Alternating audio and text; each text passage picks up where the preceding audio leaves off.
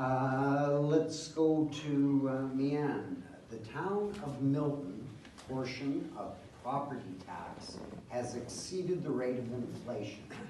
Would you be prepared to hold a property tax rate equal to or less than the rate of inflation?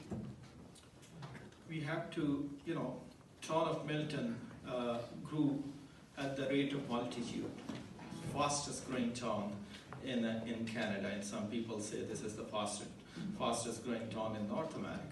That means healthy revenue stream was coming in. Hence, the current status quo could hold on to the interest, the property taxes as low as they claim it is. But if the ground realities are changed, things can be changed. Now, looking at the diverse economic avenues, those things does not happen overnight. What I see up until now, we are still not investing into those things. Large businesses like knowledge-based industries not coming here. That is vast majority of Miltonian, they work in that industry. They are very well educated.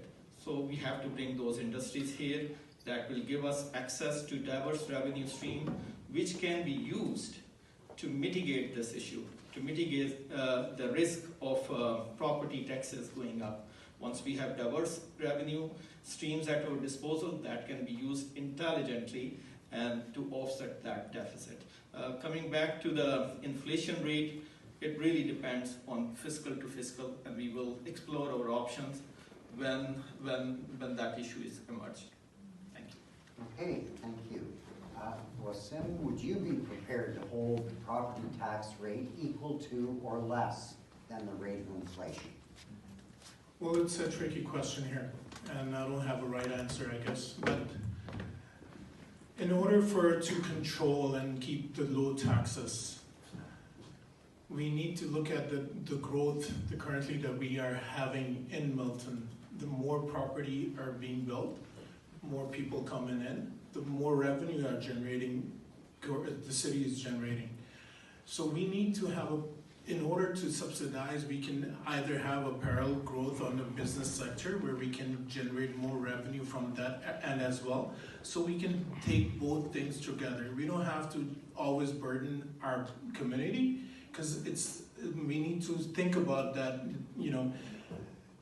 people will make the difference, because the people in our town who are really working hard, trying to put their life together, they're working for their kids, their future generation. So we need to think about that as well, because property tax increase is kind of hard to say at the moment, because like the name said, it's every fiscal year that we have to look into it. But in order for us to keep it low, we need to, again, strike committees and see if we can keep the property tax lower. And people who's living in rural area, I've seen that their property tax are on a priority level, and they don't have proper services. They don't have the same services like as we do in urban in Milton. So we need to look into that as well. That's it. Okay, thank you. Gord? Well, again, Mr. Chairman, thank you very much. I think that I already have a proven record with regards to being fiscally responsible.